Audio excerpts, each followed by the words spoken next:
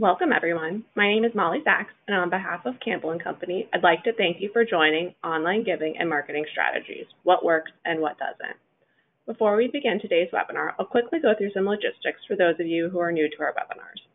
Close any programs other than GoTo that are running on your computer. We recommend calling in with a telephone instead of using your computer speakers. Move your cell phone away from your computer, and if you experience any visual issues, please send a chat to Campbell and Company. Today's webinar will last 1 hour. We won't be sharing slides from the presentation, but we will be sending a link to the recording in a follow-up email. We do welcome questions throughout the webinar. Please use the questions box in the GoToWebinar control panel that should be on the right side of your computer screen. We'll also hold time at the end for audience Q&A. Now I'm going to pass it off to Sarah Barnes, an online fundraising consultant and Director of Marketing and Business Development at Campbell and Company. Thank you, Molly, and thank you to everyone joining us today. And a special thank you to Kara Kennedy, the Executive Director of Lumity. Kara, can you say a few things about Lumity before we get started? Sure. We're a nonprofit that is focused on STEM education here in the Chicago region for underserved communities. And we've been around since 1984. And our original mission was focused on providing IT and finance services to nonprofits and providing our nonprofit job board, npo.net. And just about 2.5 years ago, we changed our mission to the STEM education. Okay, great. Well, I am very excited to present with you again. Kara and I presented at the Philanthropy Club here in Chicago on this very topic. But we are just really excited. We have a pretty full session. Here you can see our agenda working through best practices, including email, et cetera. I wonder if this thing is showing up, but I think we're okay. And we're going to explore how Lumity is applying best practices through a whole series of initiatives that you've been taking, which is so exciting. And then Molly will be sending out some chats during the session that include different checklists that we hope you will find helpful. And then obviously we'll do some Q&A too. So let's get started. Hopefully what you'll learn from today are some tactical best practices that you can start to implement now as opposed to later. And we'd love to hear what you think and any questions that you have. So with that, just some context, online giving grew by 23% in 2017, and that was after a 15% growth in the year before. And about 7.2% of all online fundraising revenue in 2016 was raised online, which is pretty significant. We're seeing that increase year after year. And I think what's really neat is that 10% of all online donations were at the $1,000 and above level. So we're starting to see the increase in donations more and more, and I think we'll continue to see that as donors prefer to give online as opposed to giving via a check. Mobile traffic accounted for 40% of nonprofit website visitors in 2017. If you don't know what your percentage of mobile traffic is coming to your website, definitely make sure to check that out. It's a 9% increase from the year before, and again, we're going to continue to see that going forward. And Kara and I recommend, if you have a chance to, as a great test, to take out your mobile device and set a timer and give $5 to your organization via your mobile device and see how long that takes you, see where the friction is, and definitely try to make improvements from that. We definitely recommend you starting from there. So where do you start? Obviously, identifying your objectives. The 4 objectives in front of on the slide are, to no surprise, you want to increase donations, volunteers, engagement, and of course, awareness. So Kara, I thought, can you talk about the importance of developing personas as that first step in establishing a digital fundraising plan? Absolutely. So when we changed our mission, we actually wanted to create a website very quickly to let people know we're no longer doing these other services. We're now 100% focused on STEM education. And so one of the first steps, we had to step back and ask ourselves, who are we talking to and what is it we want to say? So we quickly put up a website, and it was donated to us from a couple of our volunteers. And 2.5 years later, we realized we got some feedback that we had started to make changes to that website and we lost that perspective of who are we talking to. And it was more trying to say all the things that we were doing. Okay. And so having a clear picture on we came up with 3 different profiles of who we were trying to target and who we were trying to communicate key messages. That's excellent. So basically from those personas, that's what really was the impetus behind your strategy, quite frankly. Correct. And how did you develop those personas? Like what was that exercise like? Well, it actually goes back to your previous slide, understanding what did we want as the outcome. And so our mission is heavily reliant on engaging STEM professionals. So looking at who are our volunteers and who do we attract and who else do we want to attract. And so we created a profile of volunteers, which we shared in this Elizabeth. And that is kind of a snapshot of a typical volunteer who considers coming to do some work with us. So we just fleshed out, the age range, a little bit about what they do as a profession. And then that gave us an idea of how do those people want to be talked with, and what kind of tone do we want to have. Okay. So excellent. And then, of course, fundraisers is the next profile. Right, absolutely. I mean, that's certainly the part of it, too. Those are the 2 big targeted audiences that we profiled. And the process that you took to get that data, as we see on the slide, you use focus groups and individual surveys. Is that right? So we were really lucky that we have predominantly a corporate board, and we had a new board member from Deloitte join. And so his background is marketing, and so he immediately said, I'd love to donate a team to help you analyze the website and help you make some changes. I was like, oh, that'd be awesome. Yeah. So they went through the process. So they actually did a full analysis of our website, and they were the ones who came back letting us know that, it's been 2.5 years and you guys haven't been taking good care of your website. You've cluttered it. You've confused people. It's not consistent. It's not accurate. And they came up with that by having a combination of their team, but they also pulled people who are like, the typical type of volunteer that we would like, and we gave them a list of volunteers and donors, and they conducted a series of different combination of focus groups, phone calls, and surveys. And that's how they got the data back that said, here's the picture of what, the good, bad, and ugly. And it was a lot of ugly for us. Right. Yeah. Interesting. In our practice, we do persona development as well, and we see more organizations doing those as a way to really define forward movement and what the strategy is going to look like. And so I guess that brings us into our next slide, is developing that really important digital fundraising plan, because obviously if you don't have a plan based on your personas, you're not going to quite get anywhere. Exactly. And so what the Deloitte team gave us was this roadmap. And you can see that it's broad. It's like it's giving us the steps that we need to go through, because it's important for us to own it. So at first I was kind of like, gosh, I wish we would have gotten a complete checklist of exactly what we needed to do, but then we wouldn't have owned it. We wouldn't have really, understood who are we trying to talk to and how to develop those relationships and to put the skin in the game. So you can see here that they gave us basically 5 key areas for us to focus on. And so we pulled our team together, and I outsource my social media and our content to 2 different vendors. Okay. So, and then we have our website tech team that I also consult with. And so we've pulled a team together. We looked over the report that Deloitte gave us, looked at the key, 5 objectives that they gave us, and we then went through that. And it took us several hours to go through and to analyze the website on our own and come up with, what pages do we want, who are we talking to, and just painstakingly have gone through, our whole game plan. And we're about 60% of the way through, knowing exactly what our endpoint is, what our objectives, and writing new content. Right. For each of the pages. Yep. And getting new, pictures of our students and our volunteers.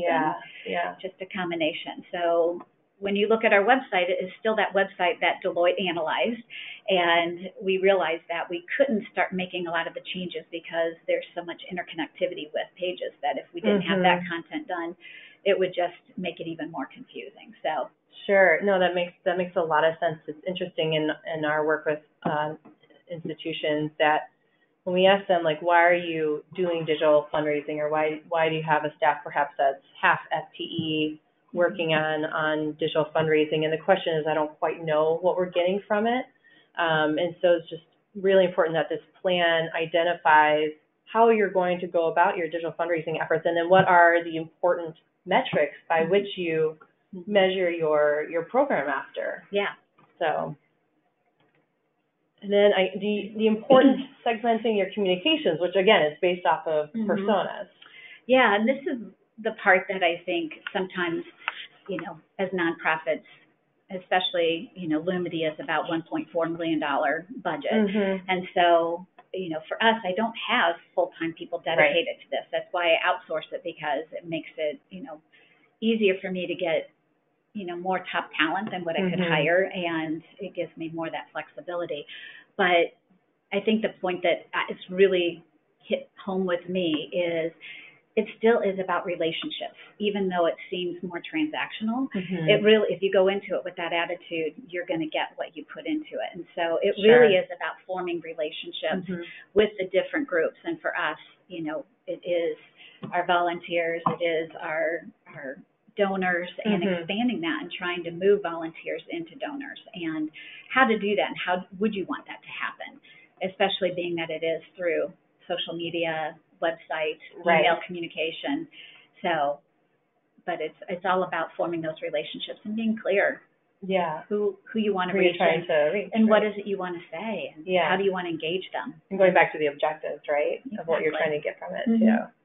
So then talking about going into email, which I think we all know is such an important part of the story from a channel perspective. We're seeing email revenue continuing to increase.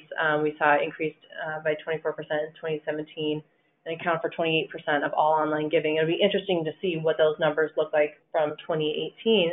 But Kara, let's start with email, and that's, I think, just because we know it's a tool that so many organizations are using, and can improve on it pretty quickly. So how is Lumity leveraging email to engage its community or to foster donations? Yeah. So it's interesting.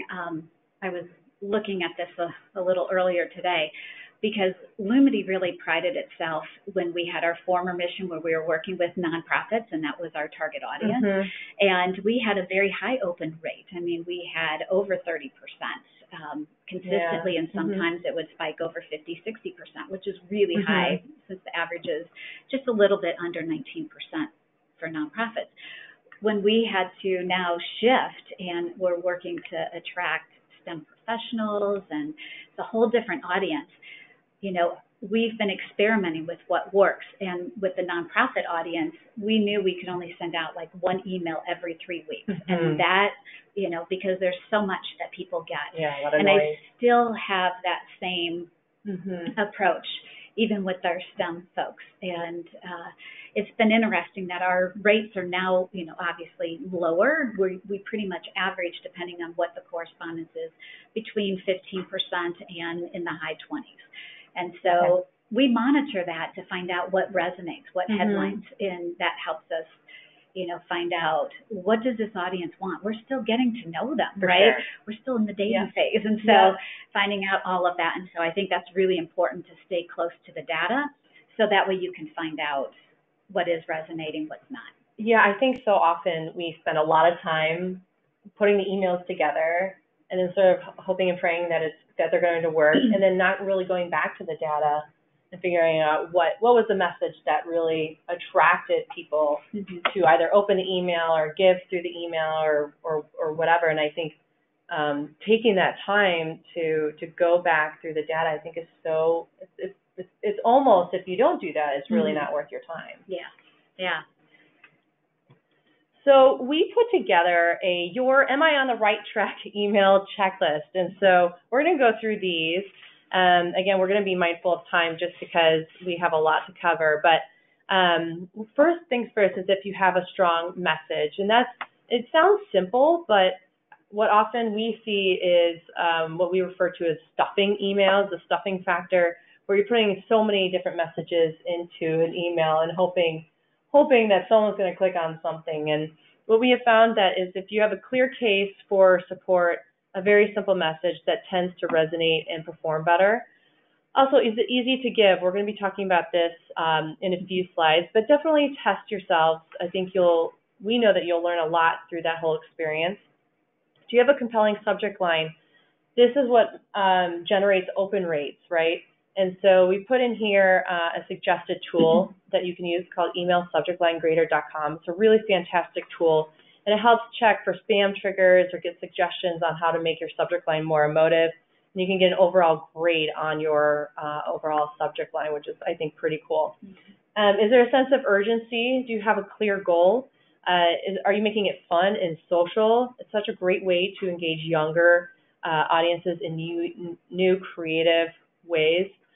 Is it mobile optimized? I think this is something that, again, is like one of those things, and Molly is going to send out a little test cheat sheet for you all. But most email providers like Constant Contact, MailChimp, HubSpot automatically make them mobile optimized. But it's really important to just double check that, even if you are using Constant Contact or MailChimp or HubSpot, there are some times where the coding doesn't quite work. So definitely make sure to test that on your mobile. And then you have clear CTAs, and it's not the Chicago CTA, or I'm not quite sure if there are other cities. I'm sure there are other city CTAs. I'm not sure if that's what they refer to them, but clear call to actions. So this is such an important topic, and it's actually one that I just recently wrote about, and it's on our website. And we created a whole slide for them, so that's up next. And then do you have appealing emotional images? There is statistics that show when you include emotional images in your emails that there's a higher click-through rate. And then finally, think about that match for support. If you have the opportunity to include a match, which is just such a fortunate thing to be able to include, definitely make sure that that's front and center, because that will motivate people to support you. And then our all things calls to action checklist. Here are just a few recommendations as you think through constructing your emails, and it sort of seems pretty simple and elementary, but I would tell you that oftentimes we just don't see a lot of organizations implementing these very simple steps. So we hope that these will be helpful to you. Use a button to highlight a call to action as opposed to a text. Make sure your call to action is action oriented as opposed to being stagnant. So for instance, make donation or donate can be donate now or donate today. Make your button large but not obnoxious. You can experiment with using first person. We have seen that research shows that when using first person, that actually has a higher click-through rate. So rather than make your donation, it's make my donation, which is pretty interesting. You can test with that, which is pretty neat. Placing your call to action above the fold. How often do we see emails where you're not even getting to what you are supposed to do until the bottom? So make sure that call to action is front and center. And then using bright colors for calls to action. Obviously, you want to be brand compliant, but use a color that matches your brand, but that also sticks out. And so we have a couple of examples. This is from ACLU during this year's Giving Tuesday initiative. Actually, it's from the 2016 initiative. Sorry about that. And what you'll see here is that their calls to action are just very obvious. It's very front and center. There's a sense of urgency. They do provide a couple of ways to click through. They have the button. They also have a link in there, and it all goes to the same place. So there aren't secondary calls to action, meaning there are not other steps that ACLU wants you to take. They want you to donate, and they want you to donate now. And so Molly, I think, is is going to send out the links, or excuse me, some check marks for how to test. So you'll probably see that on the right side. And then finally, including video in your email can boost your click rates by as much as 300%, which is crazy. So it is important that video be a part of this, right, Kara? Absolutely. We noticed not only with our email, but in social media, that having some kind of visual, and it can be very, very brief.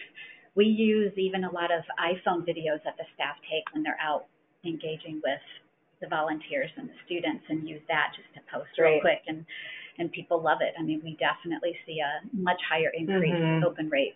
It's like the relevancy and being current, and just I said relevancy earlier, but just being relevant to what is going on and front and center too. Picture says 1,000 words. It sure does. And so thinking about video in Lumity, you have some really interesting statistics here too.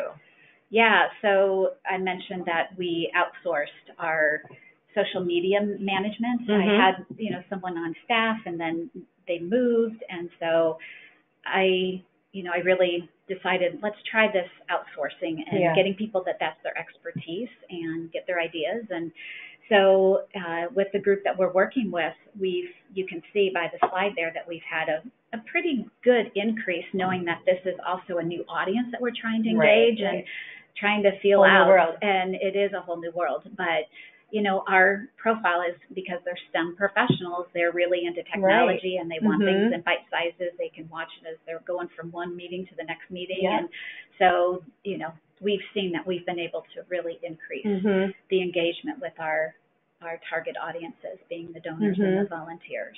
Yeah, that's great. I think, again, I just keep going back to the personas, because that just says you are trying to reach tech-savvy people through tech in some ways. So it's just really neat to see how this all kind of correlates and connects together. So getting into social media, and again, we're going through this a little bit quickly because we want to find some time for questions, and we do still have a lot to cover. But when you look at just overall statistics from a social media perspective, 40 times, so in terms of using visual content, it's 40 times more likely to get shared on social media. So it's almost, in all candor, it's almost kind of useless to post something and not have a visual or a video tied to it, just because it performs so much better. In terms of that ratio between relevant content and promoting your organization, we always recommend the 80-20 rule. So 80% of your outbound social media content should be relevant to your audience, and that 20% should be promotional. So make sure you take a look at that. And if you're only doing promotional content, most likely your engagement rates are probably not as good as what you'd prefer. And then video, we've talked about, Kara was just talking about video, how it's so important to use video to tell a story. And as we see over and over again, the statistics of people using video or leveraging video throughout the day to help tell a story is just so incredibly vital to your strategy. So make sure to think about that. And again, it doesn't have to be anything professionally produced, done. Right? Exactly. You can save a lot of money just by using your iPhone and doing quick little videos, and you can even, if you wanted to, piecemeal them together if you have the tools to be able to do that. Yeah, absolutely. So talking about Lumity, how is Lumity leveraging social media? So this is kind of a fun story. When we did transition our mission, we obviously about a half a year afterwards, started to use, we started with Facebook and had our firm, start trying to build up our Facebook. And we realized that is not necessarily the best tool for us because of who our personas are, right? Yep. Instagram is where the younger crowd is nowadays. So we realized, okay, we need to get on our Instagram account. So that's one that we've just added probably in less than a year that we've been a little more serious about. But for us, LinkedIn was also the other. That's where our donors are. And so ironically, what we did is the whole first year, we just posted lots of things. I mean, we're out in the classrooms basically every day of the week. So we were just throwing up, introducing them, to individual students, or, just showing what we were doing, highlighting a lot of our corporate hosts who, invites the students in for STEM experience for the day. So we were just kind of throwing up tons of things. And then after the first year, we stepped back and we looked at where did we actually get action taken. We want people to not only like, but to share. And so we analyzed a whole year's worth of activity, and we found that when we highlighted a specific volunteer, we had so many more likes and shares than we highlighted the kids. So, you would think the kids would be, the one that would appeal to them. So we ended up coming up with a whole Step Up for STEM campaign, where we're featuring a different volunteer pretty much every week. And now what we're doing is also trying to help our viewers and our followers actually better understand what we're doing. So we're now kicking off a new series that is kind of like Lumity favorite moments, or kids say the darnest things. We're just coming up with a few different angles. And so we're literally going to be sharing more specifically about what are we doing in that classroom, what are the key lessons that we're teaching, and sharing what the students, responses are. And so, that's an angle for us to experiment. So that way it kind of is like sprinkling between the Step Up for STEM. So it's about the volunteer, but then it is about the student, but kind of told from a different perspective. So there's very little that we actually are constantly saying, Lumity, Lumity, Lumity. Instead, it's about our schools, it's about our students, and most importantly, about our volunteers. That's great. That's such a good case study. Sure. And so I guess when you look at the overall statistics, I mean, that's pretty amazing looking at this, right? Well, definitely. I mean, considering our first year, we had no idea what we were doing, right? We were just getting to know the firm, they were getting to know us, and we just experimented. And this last year, it's definitely getting more focused. And so I can't wait to see what the results are at the end of this fiscal year, with a more specific strategy and kind of sticking to it. So it's not about let's get stuff up every day. Right. It's more about let's be clear about what message are we sending, and more thoughtful about that. So, we'll see what the results are from that. But I can tell you that since we've changed the strategy and focusing more on the volunteers, we have seen, I mean, there's not a week where we don't have at least, 5-6 emails from volunteers reaching out to us saying, I'd like to volunteer. Here's my background. So we're getting more people that we wouldn't have known otherwise. Exactly. That's really neat to see. I love it.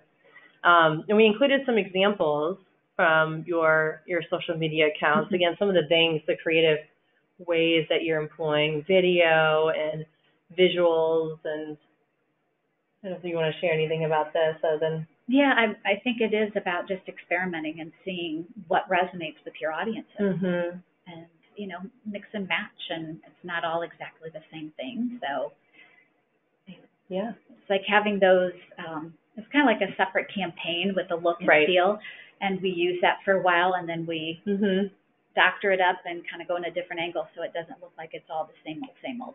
Yeah, I like how you think about doing like thematic campaigns, like doing micro campaigns, essentially, that there's some continuity between posts, and then you transition into the next micro campaign. So it's not just like randomly throwing out stuff to see what sticks. It's a lot more methodological. I can't talk today. Well, because I didn't get any sleep last night. I think the idea came from what I watch, Stephen Colbert, and I watch it all on YouTube, right? And so I see how he's experimenting with things, and that kind of is what gave me the idea to, why don't we experiment? We can see which kind of approach and stream seems to resonate more, and then we'll stop the others and focus on those. And always going back to your data. Which is data. Yes. And I think Molly sent you out just an initial social media checklist, so make sure to check that out. Hopefully that's helpful. So we've talked about email, we've talked about social. What's interesting is that despite all of this, that donors and fans are still reaching your website most primarily through Google. If you look at your Google Analytics on the back end, which of course we can have a whole other session on Google Analytics at a later date, but what we see is that organic search, meaning when people type into Google search, either your institution's name or variants thereof, that organic search is still the primary driver that's getting people to your website. So with that, I'd love to talk about how Lumity is leveraging its website in all of this, between engaging its community and volunteerism and also philanthropy. Yeah, so one of the key recommendations that came out of Deloitte for us was we had no way to, on our homepage, that we were saying, sign up for this e-newsletter. And when they mentioned that to me, I was like, oh, a newsletter? Are you kidding me? I mean, it's just like one more thing to do, right? But then when I looked at their recommendations, it wasn't a newsletter. It's just repackaging the things that we were doing between our social media and our blog on our website. And so you'll see that we, have been kind of hit and miss with our blog, but now we're being very intentional. So we're going to be kicking off this week that new campaign that I was talking about, which Superheroes is the assignment that we gave the students. And so we have a story about that, and then we tie it with our social media. So the social media can draw people then to our website, which is the bulk of the norm for us. But at least our blog then, kind of feeds back and forth. And now we're going to be asking people to join an e-newsletter when we implement all of the changes that we're working on right now. So that way we can keep adding people and do those really, when we have the blogs go out, just use that as a way to send out and to use it as a way to let people know here are opportunities to volunteer with us. So it's very concrete and specific. That was one of the key lessons that we learned when we started doing this program, is when we send out an email or posted specifically, we need volunteers on this date at this time at this location to do this, we got people to respond. So we're using our newsletter to actually let people know here's what's coming up next month that you can get engaged with. Yeah, and drive people through to your website. And it's always highlighting a volunteer. Right. That's what you found to be really successful too. So as we think about designing your website or improving your website, and these are this checklist is pretty shallow in terms of everything you can be thinking about. But hopefully, if you aren't able to check off all of these, this is a good place to start. First and foremost is having an easy-to-use or up-to-date content management system, and that's essentially what platform you are hosting your website on. That could be WordPress, HubSpot, Drupal.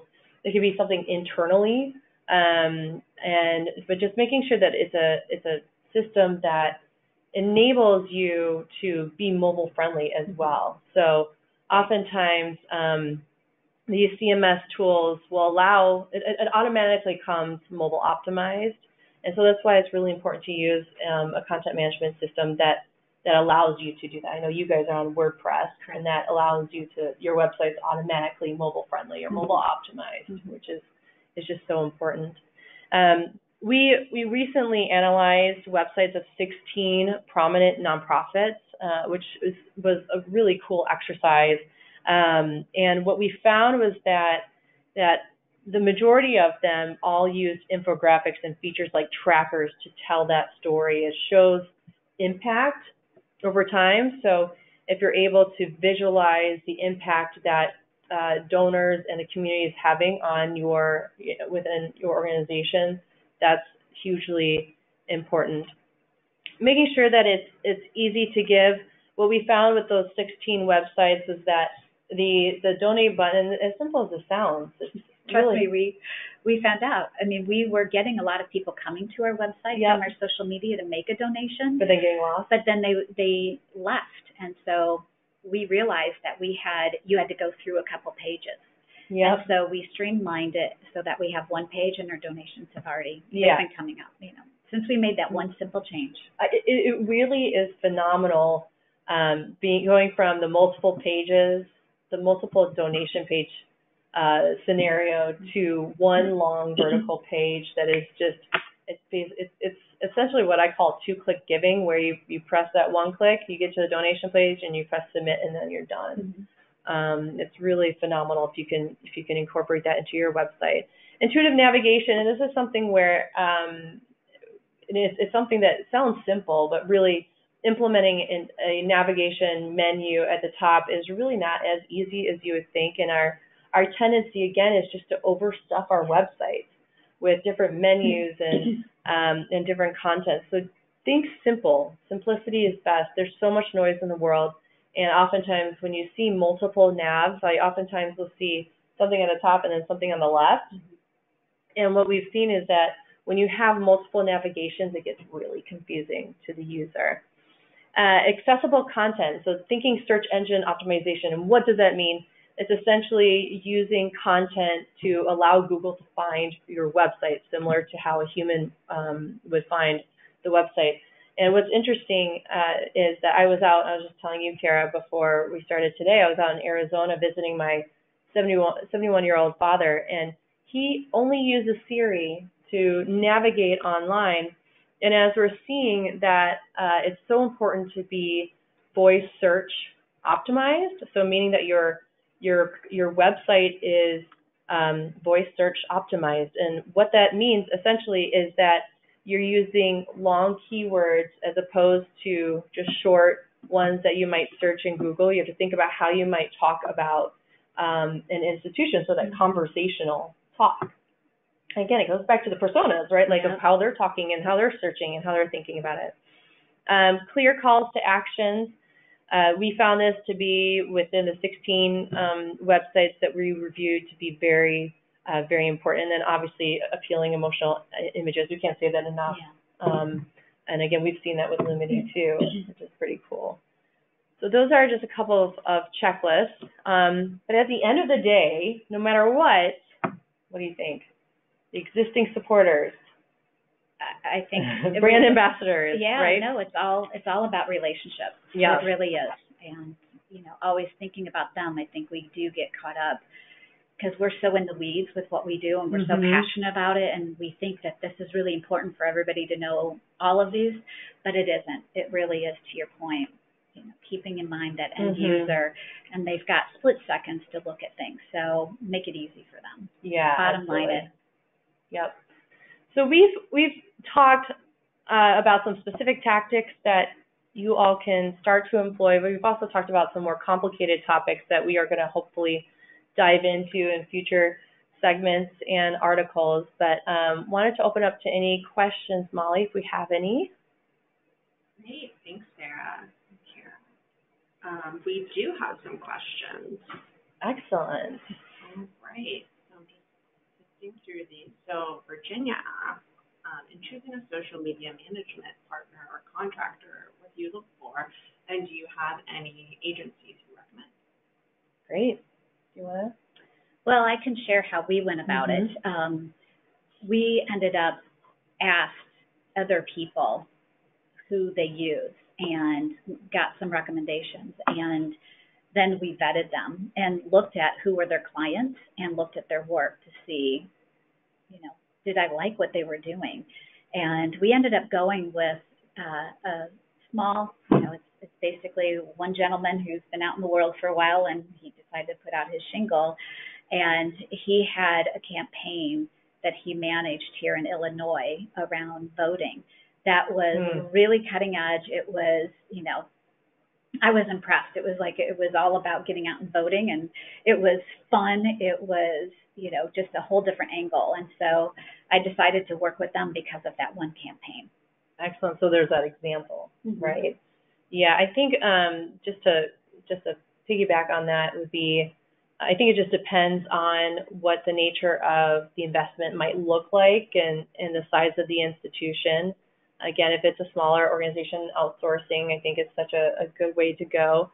But if there is financial support to bring in somebody who can help really monitor not just social, but email and the online channels, because really when you look at it, it's a very omni-channel environment, website, social, email, mobile, it's all interconnected. And so making sure that your social media strategy isn't just like off here on its own, but that it's really connected, and having perhaps one person to really that truly understands all of those channels and how they can all work really well together. That's where the fun starts. So that's my own personal recommendation on that one. Great, thank you. Another question we received, what are your thoughts on Facebook advertising? Cool. You guys do some Facebook advertising, right? We do. So we've done it in a variety of ways. And I would just say that we spend about an average of $100 a month on boosting and trying to target different audiences. So when we first started, we looked at parents who are into education and people who cared about technology. So we looked at our mission and came up with different groups that we ended up then tapping those lists and fed things off. And what we learned was some of it worked and some of it didn't. Like when we were targeting for instead of doing online giving campaign, we did a online auction as a way, because we have a lot of younger people who want something for their donation, so to speak. Right, so we used that approach, and we did a lot of marketing last year using Facebook ads and boosting to reach these specific audiences. And we found that people clicked through, but nobody bought anything. And then we tried it again this year, and we started seeing the same pattern. So we stopped because it felt like it was just throwing money out the window. And it ended up being that, it was through our board members and those social ambassadors that you were talking about just a minute ago, how important getting people who really care about you to be active and to help get it out through whatever means is important to them. But definitely, I think it's worth doing, and it's very cost efficient. Yeah, it really is. And I think that Facebook's done a really, really lovely job in being able to figure out being able to come up with a product that fits your objectives. So if it's you want to get more leads for your email strategy, or if you want to increase donations, or if you want to just increase awareness, there are a number of different avenues that you can use through Facebook leads. And I would just recommend to just give it a roll and give it a try, assuming that you've sort of done the persona work and the plan development to really be able to identify what you want to do. The other neat thing about Facebook, the business side of it, is that you can, from your CRM, you can export data from your CRM and upload it into Facebook, and what they will do is find similar audiences, and you can target those similar audiences. And what we found to be is that those are pretty successful. So. All right. Another question that has come in: how do you get older people who are somewhat set in their ways to embrace social media? I think, I can start and then chime in on that one. Yeah.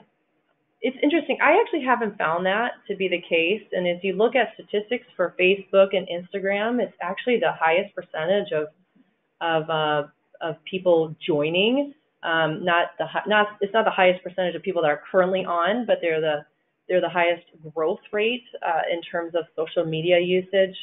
I see both my parents on social media very actively, and I think the more savvy or tech savvy folks are definitely on social media, and so I think from an overall strategic perspective, while that's important, it's also about how you're building those relationships, and again, understanding them and where are they at in the whole process, I think is really important to be looking at.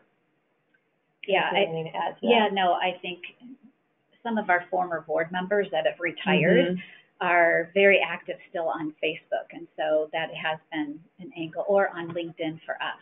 So, that's true. For our audience, we're not necessarily targeting more of an older population. Ours is definitely still the working force. They're more involved with us, so we've not had to target specifically to reach that audience yet. Great. Well, another question we received is about SEO, wanting tips for either setting up or improving their SEO on their website. This is like a mamma jamma question because we honestly could have an entire session on search engine optimization and really getting into the nitty gritty about it. And I'm going to try to withhold certain terms because I think it's hard not to have something on the screen that you can look at. But again, thinking about how people talk and being human in terms of your content development is really, really important, and not to be using just like one word headlines. If you think about how Google goes through a website, they look for page titles of individual pages of a website. They're looking at headers or headlines, and then they're looking at subheadlines, and then they're looking at bolded text. And so if you can think about structuring your content in that way, shape, or form, that's probably a really good step for you to take.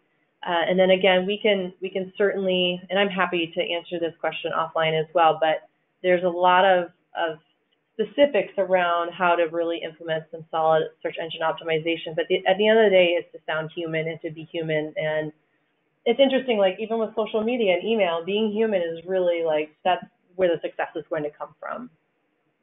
Well, and Google does have a program for nonprofits around this, and so the AdWords, et cetera, and it's very easy to join. I mean, it took me like not even a minute to go in and apply and get accepted, and then they wanted me to start doing it, and it was like, whoa, wait a minute. So, but it can make a huge difference, and that's a very cost-affordable way to get some guidance on SEO. For sure. Great. We have another participant that wants to know differences in online fundraising for different sectors. So this question is specifically differences between university online fundraising and fundraising for other nonprofits. So looking at the strategy behind, I just want just clarification. So the strategy behind the approach to online fundraising. Yeah. Yeah, I think, and definitely chime in here, Kara, but I think that with regards to university, we're talking social media engagement, online fundraising, that social media and online can be such a really good, solid tool for higher education and independent schools. And that's strictly because it's really hard to find your alumni, and they're changing constantly. They're changing their needs and behaviors, and they're moving from one place to the next. They're very transient. What's interesting is like looking at what their motivations are behind their brand involvement or their institution involvement, and really seeing how they connect with the institution is. Again, that's a really big question, but I think it's something that is so worth looking into, especially as you're doing online fundraising strategies. What we have found is that leveraging class agents as brand ambassadors has been really dramatically helpful. The tool Gift Campus is one that we, for universities, has been just really outstanding. In terms of non-higher ed / independent schools, it's a little bit different when you look at human services versus arts and culture versus environment sectors. And so each of those strategies, without getting too far in the weeds, would always go back to what those personas are telling you and where your donors and supporters and volunteers are at. And that the strategy would come from that persona development. What do you think? Well, I can speak to the nonprofit piece and Lumity with our online giving. I'll be candid. We have tried it many times. Every year we were trying it since I've been at Lumity, and I've been there for 9.5 years. And we would maybe get under a total of $2,000, probably even less than that in the beginning years. Since we transitioned to our new mission and the STEM, I would say that that's actually, it's been trickled in. So the amount of effort that we put forward, it didn't feel like it was worth it. However, it's one of those things that is kind of like building behavioral expectations. And so that is something just like at our fundraising dinner when I started, they did not do a paddle race. They were afraid to do it. And everyone said, that's you, Carrie. You take that and good luck and God bless, and it worked out great. And now, so the reality is it's like you have to inform your followers what are some expectations, and we have lower giving levels on ours, and we're seeing more traction, but we tried the online giving, our online auction as a way, and we ended up being able to bring in like $26,000 versus the $2,000, and it was a lot less time to put up all the different campaigns and all the follow-ups and doing all of that. So we opted to go that route instead. Yep. And our goal was $15,000. So we ended up bringing in over $10,000 more than what we had budgeted. So I know everyone always says, here's what you need to do, and I believe you should try all those, but also think about your audience and what might resonate more with them, and maybe you can do something different and it still accomplishes the end point. But that's where you have to know who you're working with. I'm not sure if we're directly answering that question necessarily, but hopefully that's helpful. Thank you. One more question we have. How do you engage major gift donors in online fundraising? Yeah, that's a really wonderful question. I think that kind of goes back to one of the statistics that I was sharing earlier, is that we're seeing that 10% of gifts are $1,000 and above. And I'm on the board of a music school in Northern Illinois, and as we think about major gift donors, we're engaging all of them primarily online, and it's through the use of brand ambassadors that we have throughout our board that's really helping, and that's including LinkedIn. We see a lot of our board members and their friends on Facebook, and that tends to skew between the ages of like 40 to 60. And so those are those campaigns that we're running online. If we are sending out an annual appeal, we offer a quick URL that they can go and just make the donation online, as opposed to having to get out their checkbook. And that has worked really well for the school. I would say for Lumity, the appeal definitely needs to come from whoever's in relationship with that individual. So our board, and right now I've got 13 board members, and I would say that half of them are very active on some form of social media, and then the other are not. And so it really is about working with those ambassadors to figure out what's the comfortable format for them to use. So for some of our board members, it's email. Other ones, it's posting on LinkedIn. Other ones, it is doing something on Facebook. So we work individually with each of them to figure it out and get them the materials to be able to do that. Yep. And so we have received, several over $1,000 donations as a result of the board members sending that out, and then them coming to our website and making a donation. Awesome. Yeah. But at the same time, like even at our fundraising dinner, we were looking this year to do the mobile app donations, and we tried it like 5 years ago, and it was a disaster. I mean, we raised so little money, and people made it look like they were on, but we were re-entertaining that this year, and the board said, no way. Okay. Yeah. Our audience, there's that pressure. It's that human-to-human connection. And so this is where you got to use judgment to figure out what's the best approach. Okay. Excellent. Well, we don't have any more questions at this time, but we encourage everyone to follow up with Sarah and Kara after the webinar if you have any more questions. Thank you all so much for joining us, and a special thanks to Kara Kennedy for sharing her insights on this very important topic. Look out for our email with the webinar recording in a couple hours, and feel free to get in touch with us if you have additional questions, as I said before. We encourage you to sign up for future Campbell webinars. Our next one is Fundraising Communications 3, Engaging Volunteers with Your Case, and that's on March 13th. So please enjoy the rest of your day. Thank you. Thank you, Sarah.